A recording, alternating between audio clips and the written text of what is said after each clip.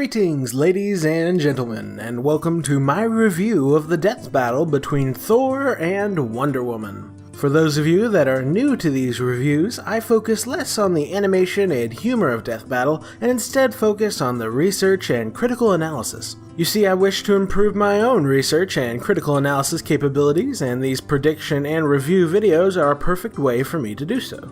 This video will consist of me going over what I got wrong in my prediction, what I got right, and then what I learned. Let's begin. First, what I got wrong. Wonder Woman won the death battle.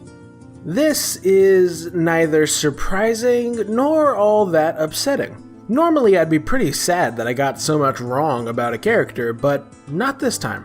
As you all likely know by now, I don't mind making mistakes as long as they are new mistakes, because new mistakes are just new ways for me to grow as a researcher. On top of that, all of my mistakes this time around opened up windows to entirely new concepts of researching that I had been hitherto unaware of. So I am far too pleased at this incredible learning opportunity for me to be all that upset about my mistakes.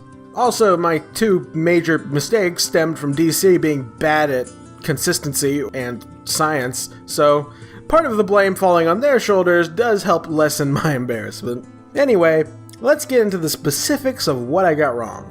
My first mistake was that I assumed Wonder Woman would have consistent abilities. When DC stated in their official encyclopedia that Diana could not move at light speed, I assumed that they would not give her some random feat where she moved thousands of times faster than light. When Diana struggled to lift a bridge, I assumed DC would not write her as being legitimately capable of helping move a planet. In short, I imagined there to be consistency where there was none. And as a result, I did not show Diana at her maximum potential in both strength and speed. My other main mistake was that I prioritized real-life physics over the fictional physics of the DC universe. I did this because the DC physics are total nonsense by real-life standards, but the issue with my reasoning was that this isn't real life. This is a fictional universe with its own laws and physics, and if their science says things like the infinite mass punch can exist and do these ridiculous things, then I have to respect that. By not respecting it the first time around, I did not show Diana at her maximum potential with regards to her durability. I also got Diana's exact amount of combat experience a little bit off, since she claims to be 23 years old, yet she was actually born around 2,000 years ago. To be fair, there was a whole lot of confusion and retconning going on regarding Wonder Woman's timeline, so it's not entirely my fault, but still, it was something I could have explored in greater depth.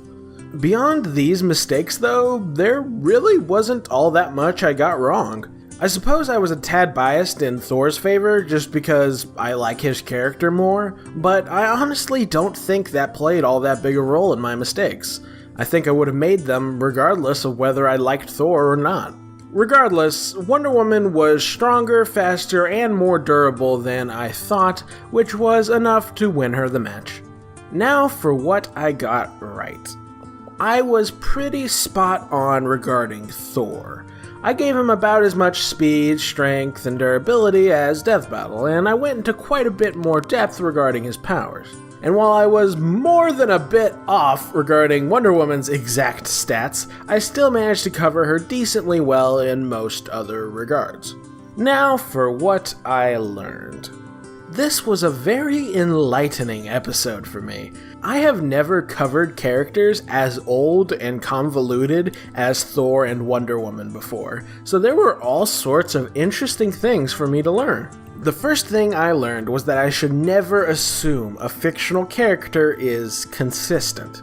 Just because they had very specific limitations at one point does not mean those limitations are set in stone. Even official encyclopedias can only remain true for so long before some new writer decides to turn the whole world on its head.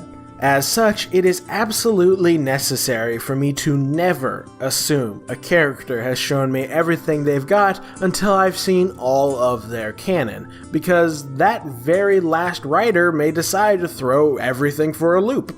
The second thing I learned is that it is my responsibility as a researcher to apply science where it is applicable. But when the fictional universe has its own rules and physics, their science takes priority over mine.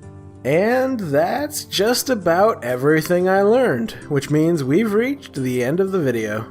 This isn't all that long or complex of a review, but the mistakes and lessons I learned this time around were both very simple. Or to be more precise, they were very fundamental. I made fundamental mistakes which led to massive overall differences between my results and death battles, but while those mistakes had major impact, they weren't really all that complicated, which meant that I didn't really have all that much to discuss regarding them.